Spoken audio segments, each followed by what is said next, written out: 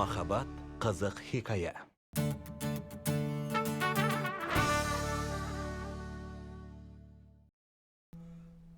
Елу бірінші бөлім. Не болды? Келісті ме? Келіспеді. Мырзамыздың махаббаты ақшамен өлшенбейді екен. Сен ақша ұсындың. Бұлардың ақшалар жоқ екен, ресторан ісін жүргізе алмай қиналып жүр екен. Содан қызымды жайына қалдырсын деп ақша ұсындым. Сенің марқұм Хулуси Кентмен болмағаның қалып еді. Мұны да істедің. Жаныма тимеш, ойыма келгені сол болды, енді не істеуім керек еді. Ендеше сараңды қылғансың ғой, аз боп қалды ма, не болды, не? Не?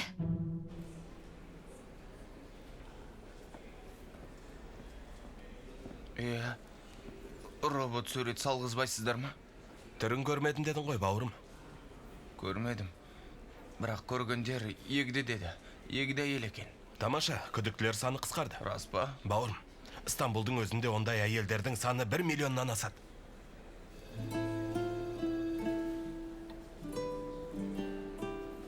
Сонда баламнан айырылғаным. Тоқтай тұр, бауырым. Айналадан іздестіріп жатыр. Бейне бақылау да бар. Құдай қаласа табамыз.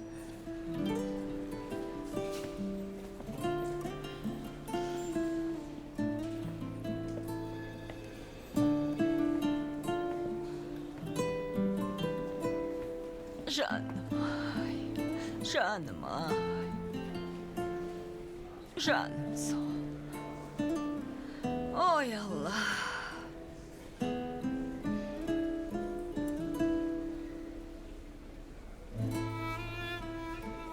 Ай, Мелихай. Ай, Мелихай, мұны білуің керек еді. Мұны ойлауың керек еді.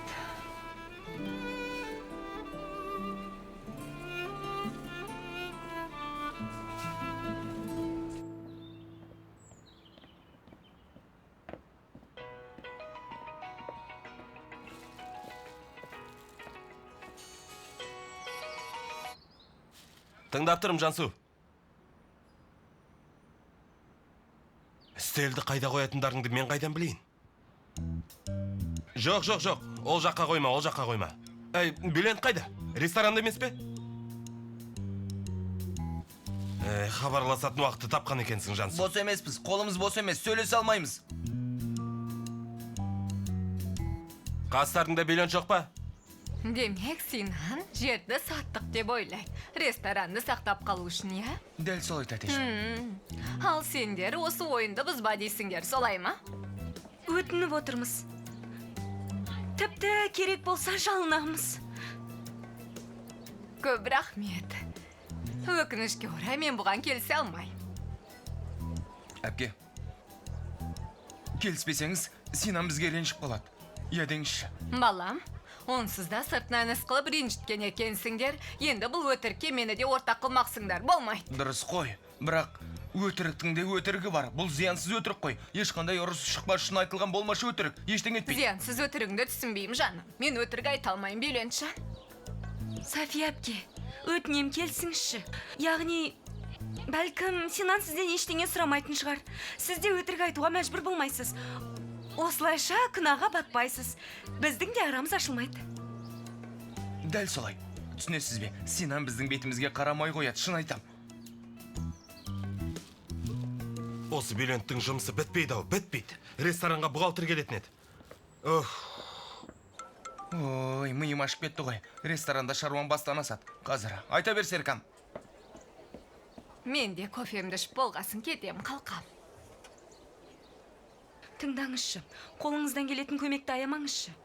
Мен Синаннан айырылып қалам, түсінесіз бе? Қолымнан ештеңе келмейді. Белинжан, Синанды қатты жақсы көресің бе? Я, яғни оны сезімнің барлық түрімен жақсы көрем. Мейіріммен, ашумен, кейде бала сияқты, кейде бойжеткендер сияқты, кейде... Бопта қалай сүйетінді айт дегем жоқ қарағым, я десең жетет. Мен де Бюлентті жақсы көрем. Өз ұлымдай, түсіндің бе? Жақсы, ендеше Бюленттен айырылып қалдыңыз делік. Өміріңіздің мәніне айналған адамнан айырылу қалай болады? Елестетіңізші. Иә, елестеттім.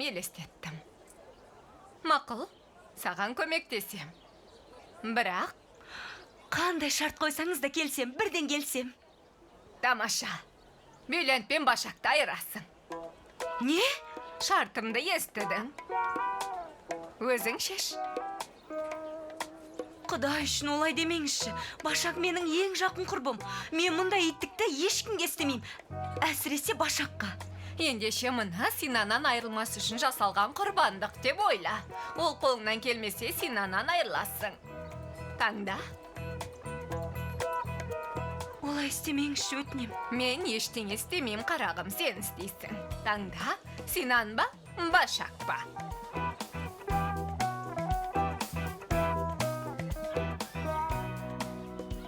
Ас болсын.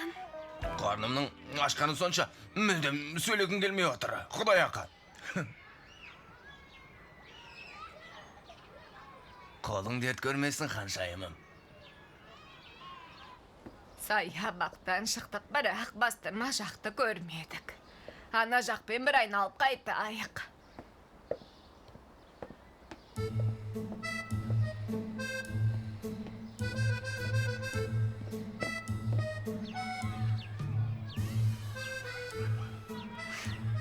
Иә, қалай болыпты? Әй, анам ойымдағын ақса, қалай дәмді болғанын білсе, мені балам деп мойындамай қоятын еді.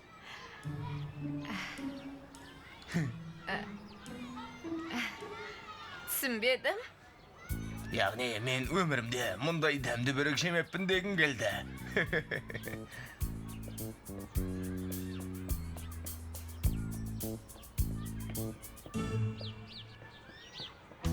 Алла! Апа! Кімдікі? Сенікі ме, менікі ме? Біттім!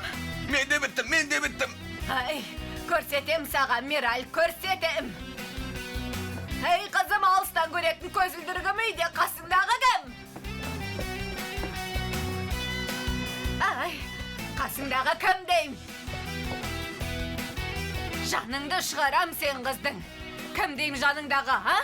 Ай, апа, мені қалай таптың? Алдымен соны айтшы.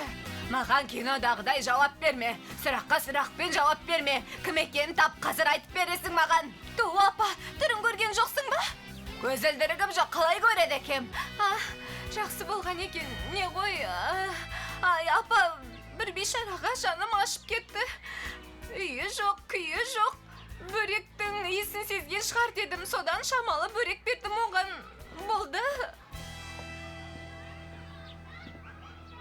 Немереңіз бе? Жан құрбымның немересі.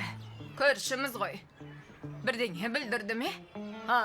Балам, сен бесіктен белің шықпай жатып, қылмыскер болмақсың ба? Ұқсамасаң тумағыр. Сізге тапсырып кетті ме?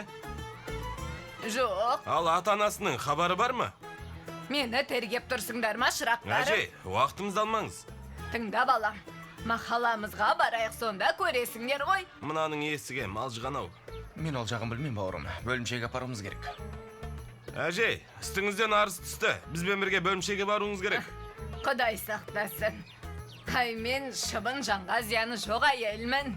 Бопты, әже, жүріңіз. Не өзіңіз жүріңіз, болмаса біз көмектесейік. Жүріңіз, қасындағысында. Жақсы. Бикеш, сіз де жүріңіз. Менің күнәм. Құдды күйеу баламды танымайтындай. Неге оған сендім, не бетіммен сендім. Баланы алып кетуім керек еді. Жанымда жүрер еді, қалдырмауым керек еді. Қалдырып ем, ақыры не болды ал? Апа, мен әдейі істеген жоқпын ғой. Маған да оңай емес. Қайтейін, көзім ілініп кетті. Балам, мен саған ештеңе деген жоқпын. Мен өзіме ашуланып отырмын. Мен өзіме ашулымын, қарағым. Ай, Мелиха. Ай, Мелиха, әкесіне қалдырдың. Енді қайда екенін бір Құдай біледі. Апа, болды, жетер, күңіренбеш. Арызға сәйкес әйел мен бала табылды. Бөлімшеге апара жатырмыз. Жақсы. Табылды, Хавва, табылды. Құдайға шүкір. Табылды деген жоқ. Арызға сәйкес деді. Мейлі, бір үміт бар ғой.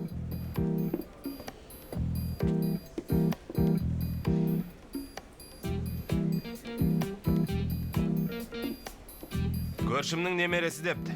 Әлгі әйелді алжыған дейді. Қазір көреміз.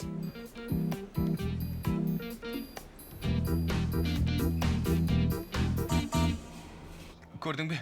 Мен бұл кісіні осы үшін жақсы көрем ғой. Синанды қалай сүйетініңді айтсаң көмектеспей отыра алмайды ғой. Әрине көмектеседі. Я, Синанды жақсы көретініме көзі жетті ау деймін. Әрине Пелен, айтпақшы екеуіне мән берме. Әпкем мен Башақтың арасында бір түсінбестік болды. Бірақ София әпкем нағыз періште ғой, періште. Түсіндім Белен. Шынымен сондай екен. Жүр.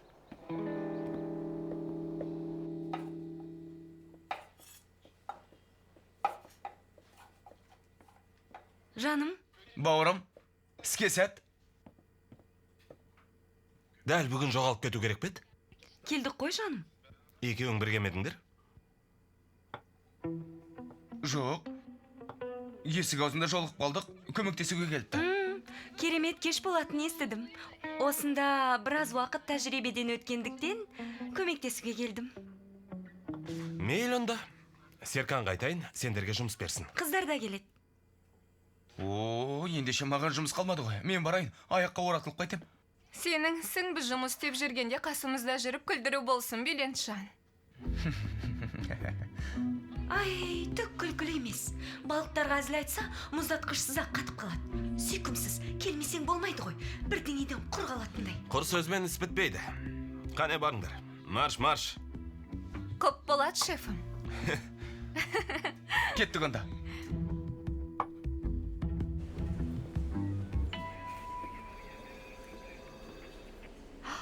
Necip, Nazım geldi. Қолын шағым, ол саусағыңды жеп қоймақшысың ба, қолын шағым. Қайда жүрсің сен Амансың ба әйтеуір? Қайда болдың жарығым менің. Әлгі әйел осында ма? Олымды ұрлап кеткен әйел.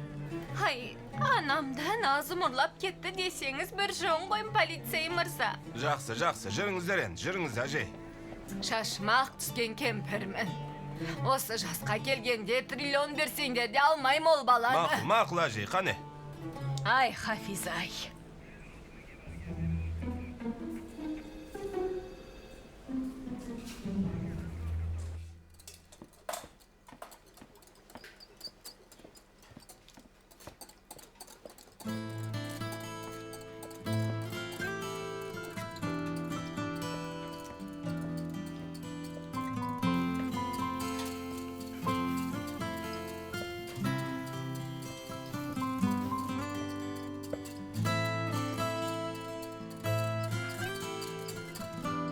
Ақырын, жай араластыр.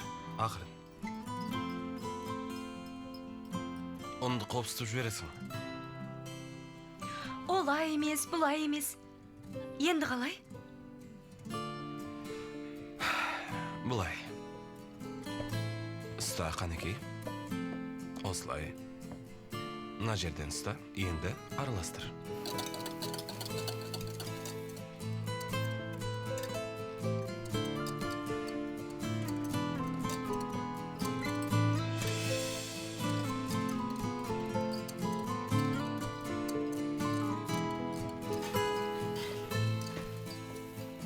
Синанжан, қарасаңшы маңызды қоңырау шығар.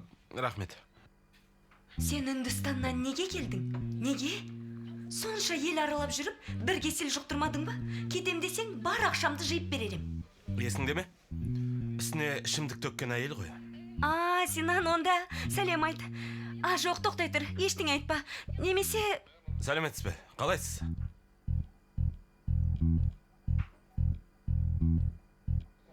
Әрине, қуаныштымын. Неге қуанбайын? Бірақ, бүгін ресторанда үлкен кеш болғалы жатыр еді. Рахмет. Бәрін үлгеруге тырысып жүрміз. Әрине, жақсы. Хабарласамыз ғой. Рахмет. Көріскенше. Не дед? Мен дым түсінбедім. Кім келеді өзі? Серкан, градикат деді ғой. Естідім, бірақ оның кім екенін түсінбедім.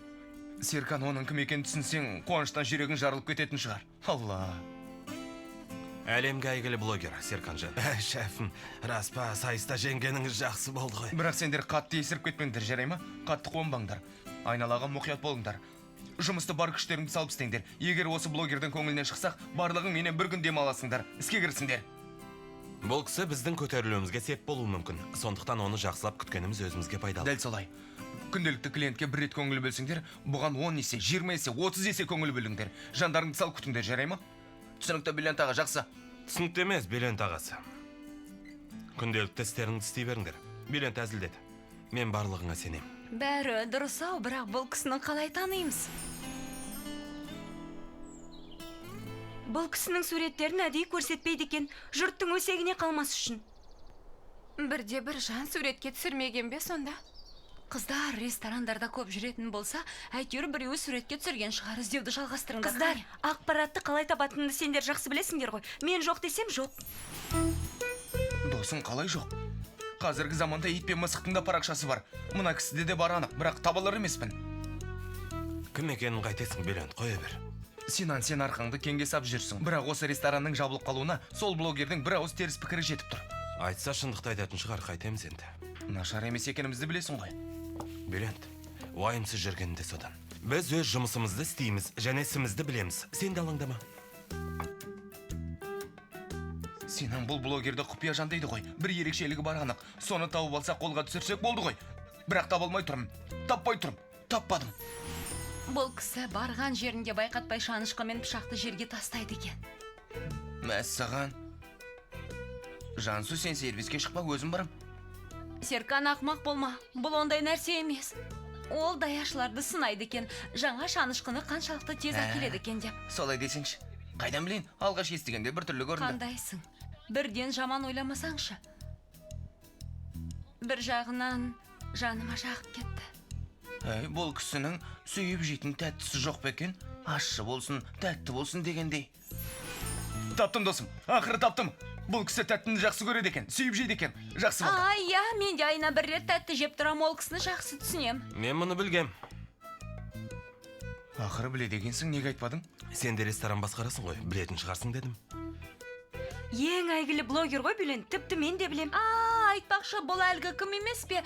Бір жеміс коктейлі ұнамай қалып төгіп тастаған жынды емес пе? Сол ғой. Мен мұны оқып едім, бірақ есіме түсіре алмадым, ұмытып қалғам ғой. Мен де сол коктейль жайлы білем. Жарайсың, бәрін біл, бірақ маған ештеңе айтпа, бәрекелді. Ала ғой, қымбаттым, бар мәннен. Айтпақшы, бүгінгісі көп болады, әлгі адамды танымай қаламыз. Танысақ та, танымасақ та, Синанның тамақтары көңілінен шығады. Бұл өзі үкіметтің құпия адам, әлде ет пен сүйектен жаратылған адам ба? Түсінсем бұйырмасын, неге сонша жасырынады екен? Мен қысылып кеттік бақшаға шығайықшы. Мейлі жаным. Жүр. Түптеп келгенде бәрінің жасыратын сыры болады ғой. Неге мұны маған қарап айттың? Саған қарадым ба? Байқамаппын. Демін алсын. Мені алаңдату үшін айттың ғой, я? Жоқ. Айт. Қане айт, өзім білмейтін сырым не екен айтсаңшы. Бағанадан бері бірдеңені меңзеп жүрсің ғой. Әйтеуір әрекеттерімді қалт жібермейсің, я? Бөлмеме кірдің, заттарымды ақтардың.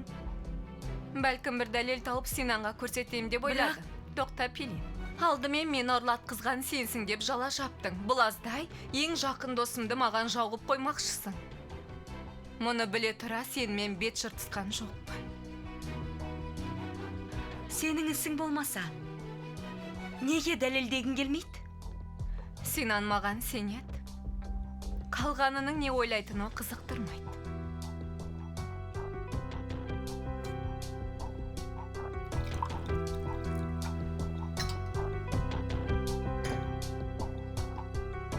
Шөлің қатсын. Айтпақшы, сен ұрлатқыздың ғой. Мүмкін у қосып қойған шығармын.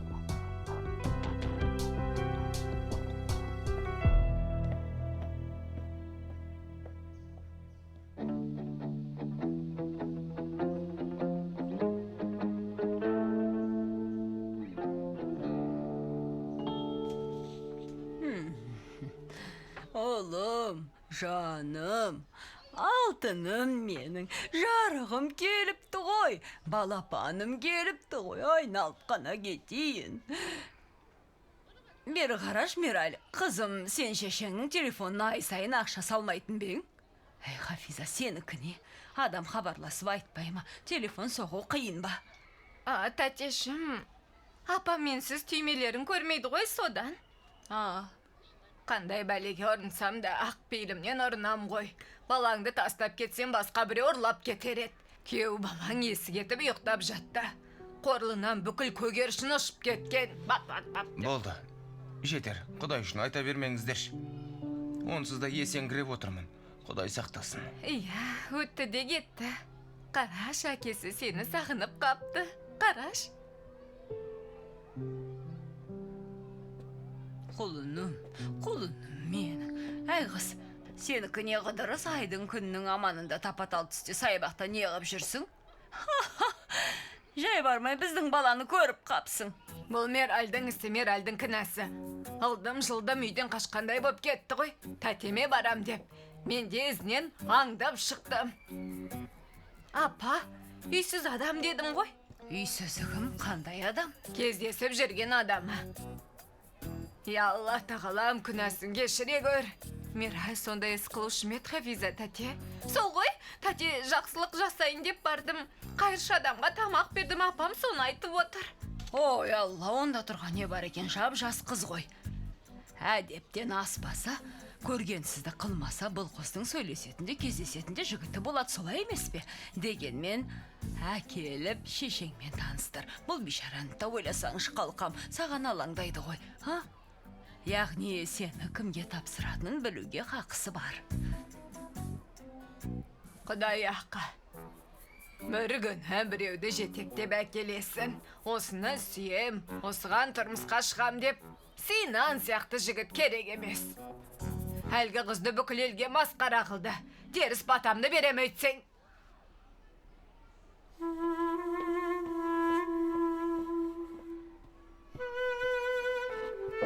Жатқыздым, ұйықтады. Иә, жесеңіздерші.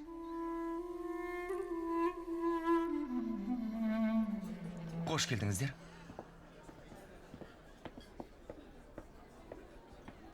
Ай, София әпке. Келді. Келіңіз. Әне, ана жақта. Келсін. Қой енді Башак, София әпкенің сазайын берем деп жар салмағанын ғана қалды. Өлсем де олай істемеймін. Өзінің істегенін қайтарам. Үндемей жүріп, үйдей бәле шығарам. Әне, ана, сен ана жерде. София әпке, Ай, жаным сол құтты болсын. қош келдіңіз.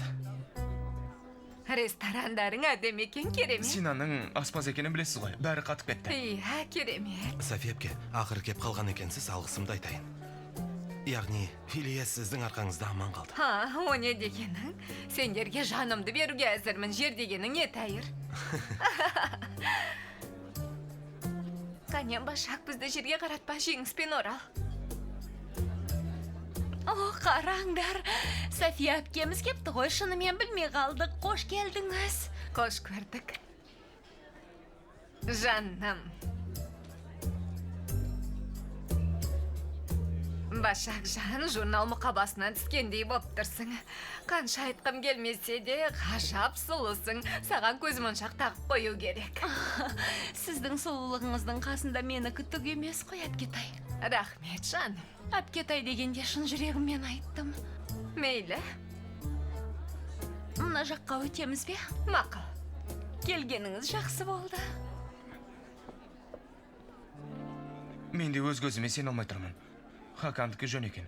София әпкеме Башакты мақтадым. Башаққа әпкемді мақтадым. Нәтижесін көрдің бе? Байқағаныңдай әдісіміз сынақтан ойдағдай өтті. Енді сен де осы әдісті Мелиха тәтемен Пелинге қолдансаң, еш мәселе қалмайды. Пелин көнеді ғой. Мелиха тәтең қиындау. Синан, маңызды нәрсе айтып тұрмедіңдер, бөліп жібердім. Жоқ, көріскенше. Бер келші. Синан, мен Мелиха тәтенің көңілін аулауға барам. Яғни тым құрыса байқап көрем. Өзің біл. Бірақ енді апамның көңілін табу қиын болады. Бізге ренжіп қарағаны есіме түссе жүрегім ауырып кетеді. Не дейін, Рызгар? бәлкім сені кешірер. Әрине, сен мен арасы ашылмайтынын біліп алсақ, Құдайдың құтты күні басыма әңгір таяқ ойнатады да отырады. Ол кісіден бәрі шығады. Башак елсаң етті. Бізден елсаң етті. Қонағымызды жалғыз қалдырыпсың. Әжетхананы іздеп таппай жүр. Ештеңе етпейді, Белинжан. Ай, білмей қалдым, шын айтам. Мен Бөлентпен сөйлесуім керек болды. Әпкет аяу, маған айтпадыңыз ба? Бөлент, бәріне сен жүгіресің бе? Башаққа сеніп тапсырдың емес пе? Я, білем, менікі дұрыс болмады, Пелошым, бірақ сенде тым артық кеткен жоқсың ба? Жоғы, Пелин жай әзілдеп отыр. Солай емес пе, Пелин? Ай, жоқ. Ешқайсың ренжімеңдер. Яғни, бұл кісі қанша ренжісе де, ренішін ішіне сақтайды. Мен білем. Біреуіміз сөзін сөйлеуіміз керек қой. Солай ма? Мен білмей қалдым. Айыптымын, бір жолға кешіріңіз. Қыздар болды, қойыңдаршы. Ештеңе етпейді. Жүр, менің үстеліме барайық, әңгімелесеміз. Шынымен бе?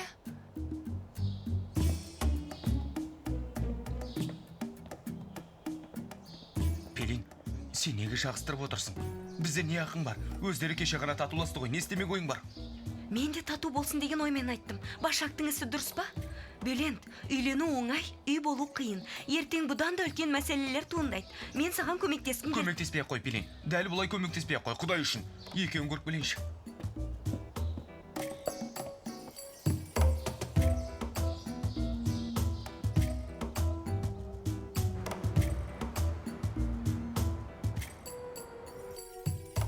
Ай, Мераль, саған сеніп жүрсем ештеңе айтпапсың ғой.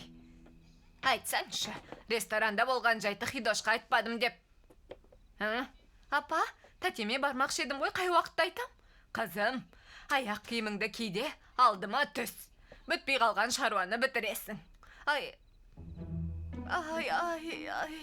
апа, аяқ басып жүруге шамам болмай тұр. Ай, сен қашаннан бері өсек айтатын кезде жүре алмайтын болғансың? Ай, апа, менсіз бара алмайсың ба? Онсыз да ақылдысың ғой, машалла. Қазір барасың да, майын тамызып, шырайын келтіріп айтып бересің. Менің не керегім бар?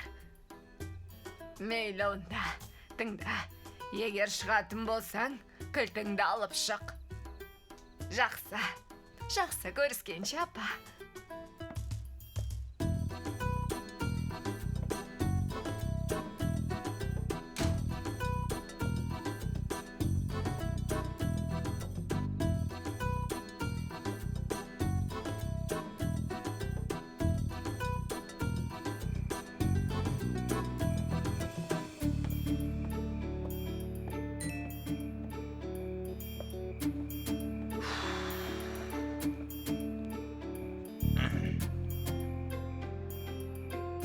Апам көршінің үйіне кетті. Бүгін келмейді. Қаласаң біздің үйге кел. Қарныңды тойдырып, кір қоңыңды жуып ал.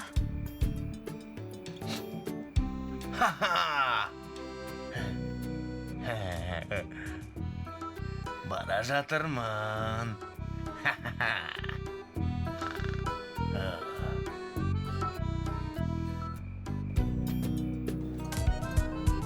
Құдай ақы көзге мақтағаным емес, бұдан былай басқа жерден тамақтансақ та осы жермен салыстыратын боламыз.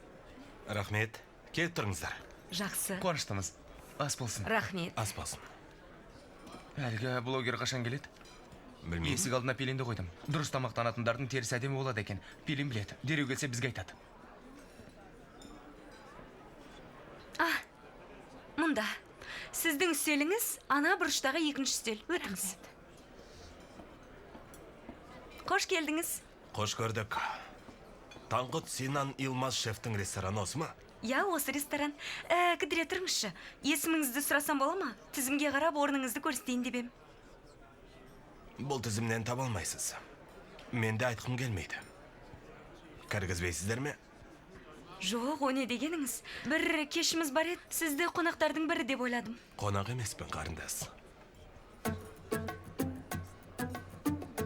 Рұқсат етсеңіз, сізден бірдеңе сұрауға бола ма? Тәтті жақсы көресіз бе? Мұнда неге келді деп ойлайсыз? Алтын жүрек жайлы көп естідім. Yes! яғни әлгі мен дереу даяшын шақырайын сізге орын көрсетсін. Жансу, мына кісіні жақсы жерге апарып отырғызшы. Әрине, жүріңіз. Жансу, бұл сол. Ең әдемі үстелге отырғыз. Келді. Сол екен анық. Қайдан білдің? 100% сенімдімін. Терісі жалтырап тұр ма? Ай, Бюлен, терісіне қарамадым, білмеймін. Ай, болды, жанықпаңдаршы, сабыр сақтаңдар. Қайдан білдің? Мен шақырылған қонақ деп ойлап, есімін сұрап ем, айтпады. Мен болсам айта салар ем, ал ол кісі құпия болып қалсын деді. Тіпті шамданып қалғандай көрінді. Ал мен не істедім? Тәтті жақсы көресіз бе деп сұрадым. Ол кісі маған күлімдеп жауап берді. Әне отыр.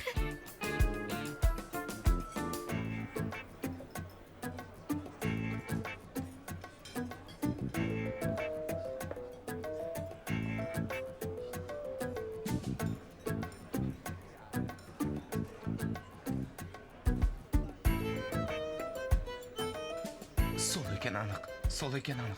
Осындай әдеті бар екен, тағы істеді. Мен көрдім ғой, қол тиіп кетті. Сенің басқа не істейді? Жанашқын әдейі лақтырып жібере ме? Әрине байқатпай тастайды. Қызық екенсің. Сол ғой. Тоқтай тұрыңдар. Кім екенін білдік. Іске сәт.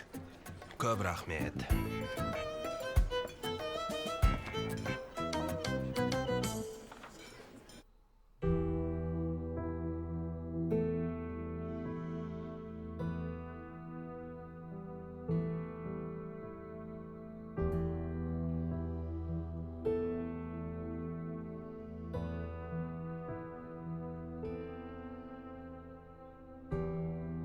Маған ештеңе айтпайсыз ба? Бізді кешіруіңіз үшін не істейтінімді де білмеймін. Сенамен Пелиннің кездесіп жүргенін маған неге айтпадың? Сенаның өзі айтпаса, мен сөз тасқандай болам ғой, Мелиха тәте. Ендеше ант су ішпеуің керек еді. Білмеймін. Кездесе ме жоқ па, хабарым жоқ деуің керек еді. Қатты уайымдап жүрдіңіз, содан көңіліңіз жайлансын дедім. Солай де.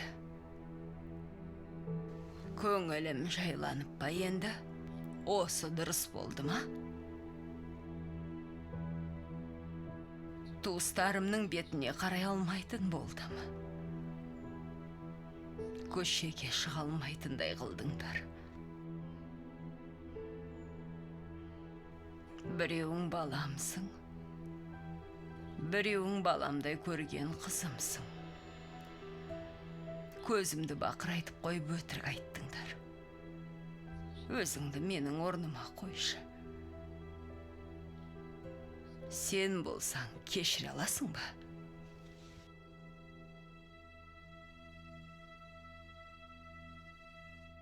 Негізі шараппен де маринатталады, бірақ мен бұл жолы шие ликерін қостым. Ащы дәмдер жазда ауыр тиюі мүмкін. Сондай-ақ шие ликері стейкке хош иісті қышқыл әрі тәтті дәм береді.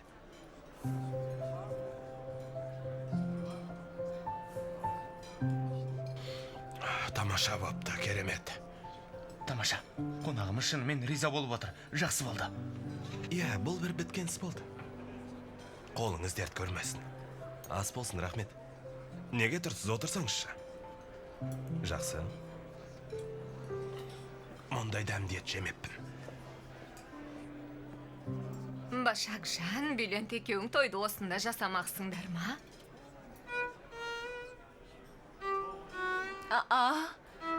Батаңызды бердіңіз бе? Бүкіл сынақтан өтіп, Бюлентке лайық көрдіңіз бе? Бюлент мынау керемет жаңалық қоймаған, неге айтпадыңыз, естімей қалдым ғой. Бюленттің қалауы сол болса? Қане айтсаңызшы, сен ұнатпайым десеңізші, Башақ, қане? әпкем сұрақ қойды ғой, адам сияқты жауап берсеңші. Алла, мен хайуанша жауап беріппін бе, хайуан бекенмін мен? Башақжан, алтыным, сен неге ашуланып отырсың? Менің башағым ғой бұл, менің жан жүрегім басындағы тәжім. Қандай болса да оны жақсы көрем, бірақ ойлап Берейін. қарасам. Құдай үшін осы әңгімені қояйықшы. Шаршап кеттім. Болды, керек жоқ. Бауырым, тең ұста. Тең ұстауды ұмытпа. Ой, қой, шаршап кеттім. Не сұмдық бұл? Бюлент үйлену оңай ма? Осының бәрін әуел бастан келісіп алсаңдар, кейін бастарың ауырмай түсінесің бе? Иә, жаным, сен не ойладың? Былай ғой, Башақжан, сен ренжіме, бұл кісі сенің мінезіңе төзуге міндетті емес. Ой, Алла. Мен Башаққа үйленуге ұсыныс жасағанда мінезім білдім. Шаруаларың қанша? Мен бәріне Ал ризамын. сен София әпкеден сұрадың ба? Бұл кісі разы ма екен, а? Енді разымын десем өтірік болар. Не өз аузымен айтты, бұл кісі не айтса да өтірік, не айтса да жала. Қане мойындағыңыз, жақтырмаймын деңіз. Саған бірдеңе айтайын ба, Бюлен? Жалғыз мен емес, басқа қыздарды да саған жолатқысы жоқ. Сені сарымайдай сақтап қоймақшы, бірақ мен ұнатпағанды мен де ұнатпайма. Айтпақшы, Пелин саған ең шыңшыл құрбы деген медаль беретін болды. Тоқтай тұр, жанында болса мен марапаттайын. Мәссаған, анам! Қалайсың, шекерім? Ой, мәссаған! Машалла, қызымыз жігіт талғамай құшақтаса береді екен. Кел отыр. Бülent аға, Жансу, менен ештеңе сұрама. Тек сенің жақта не болып жатыр, соны айт. ол жақта бәрі керемет. Мен коктейльде апардым, бірақ қонағымыз бәле екен. Бір жақсы салдында шефіміздің өзі отыр, бізге еш қорқыныш жоқ. Тосын сый жасадың ба? Құрамында не бар? Таңғурай, қауын, апельсин шырыны. Қоюлығын теңестіру үшін кивимен жүзім қостым. Керемет екен.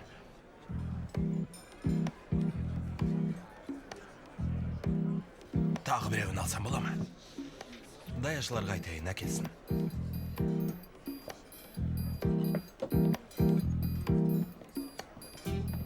Қалай екен?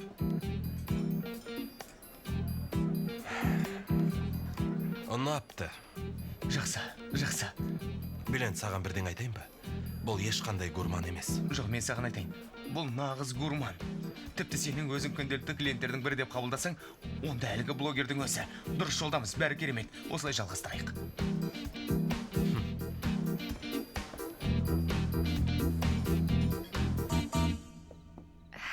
Кір.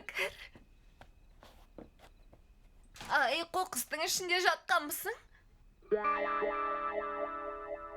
Ай, кешір, ренжіп қалдың ба? Жоға, мен де өзімнен жеркеніп келдім. 2 күн далада түнедім, түсінесің ғой. Не ғой, сен киіміңді шеш, жақсылап жуып үтіктеп берейін. Ал өзің рахаттанып душқа түсіп ал.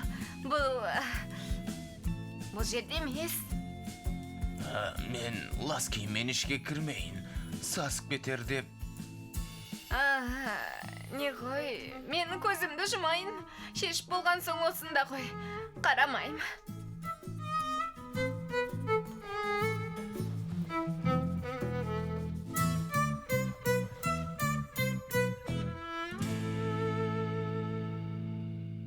Жасанды көгалда жазды қарсы алу кешін өткізді ғой. Содан көңіл күйіміз 10-нан -2 болды. Қой олай деме, тіпті апарып тастадың ғой, айтпа олай. Башақ қой, жұрттың бәрін өзіндей көріп, бірден жақын араласып кетеді, алдартын ойламайды, жақсы жаман деп бөлмейді. Солай ақ болсын, бірақ құрбымыз екенде бәрі сынаптай бермеңдер. Ей, мен Башақты білем ғой. Өлсе де мұндай іске бармайды. Мұнда бір гәп бар. Я жаным. Пелин, мен білмейтін бірдеңе бар ма? Әрине, сен білмейтін дүниелер бар. Ана жігітпен сөйлесіп отырған айтпайым, өткендегі плакат сияқты дүниелер. Досым, кеттік. Біз бір айналып келейік, жүр кеттік, жүр. Бülent, жанына екеуіне өстіп қарап отыра бересің бе? Қарамағанда қайтем, бар төбелесем бе, ұрыс шығарайын ба? Не керек сізге? Жоқ, меніңше, сен өз шешіміңді бір ойланып көр. Ай, Пелин, сен неге Башаққа қадалып қалдың? Бағанадан тиісіп отырсың, тыныштық па? Енді құрбыңды қолдау деген бөлек, көзді бақырайтып қойып, өтірік айту деген бөлек қой. Жетер енді.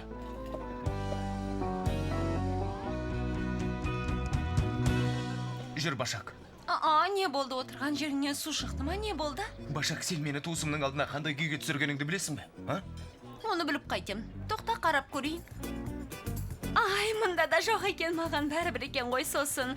Сенің туысың шырық бұзар, болашақта ұя бұзар София әпкең болса ренжіме, енді маған бәрібір. Не болды, мен бірдеңені байқамай қалдым ба, түсінбедім. Жаңа ғана жап-жақ сөйлесіп отыр едіңдер ғой, аяғасы не болып қалды? Не болды, жаным, түсінбей қалдың ба? Мұндай дүниені София әпкеңнен күнде көріп жүрген жоқсың ғой, солай ма? Мазаларыңды алсам кетейін. Сен ешқайда кетпейсің, бүйленіп кетеді. Сен осында қал. Ал Башақ менімен жүреді. Кет. Тапқан екенсің. Қазір саған көрсетем. Жүр қане. Жүр. Башақ, бір-ақ рет сұрайым. Айырылысқың келе ме?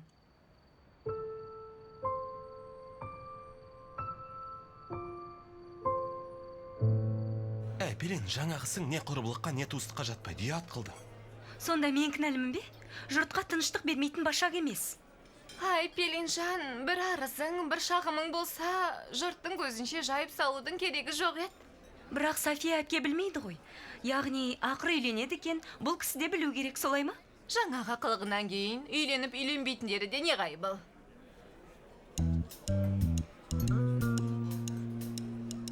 Мейлі қыздар, әжетханаға барып келейін.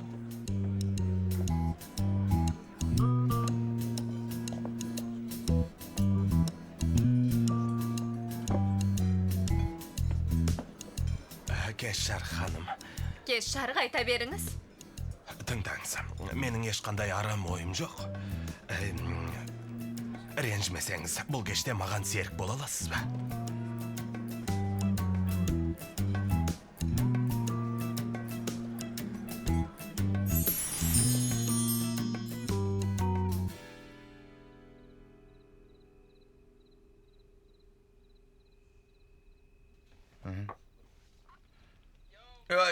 Бір жамылғы жоқ па жамылатын? Жалаңғаш қалдым ғой. Көйлек жарай береді. Сәл қалды шыда өтікпен кептіріп жатырмын. Әлде тоңып қалдың ба? Жоқ, тоңған жоқпын. Ялып отырмын. Мұна түрмен тамақты түрткің де келмейді. Әкемнің пижамасы бар еді. Соны ке тұрсаң қазір әкелем.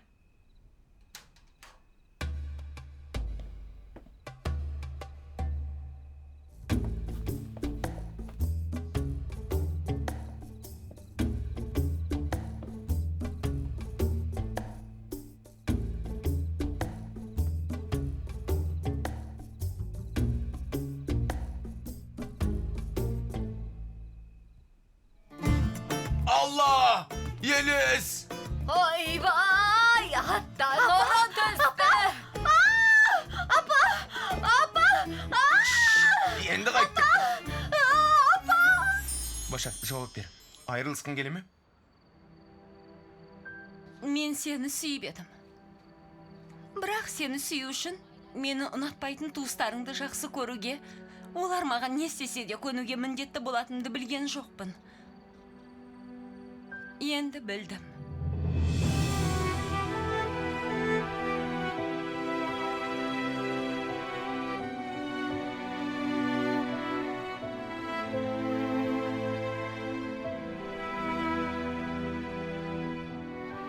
Бітті ме сонда? София әпкеңнен сұрауына. Бұдан артық шыдай алмайым. Кешір. 51-ші бөлімнің соңы.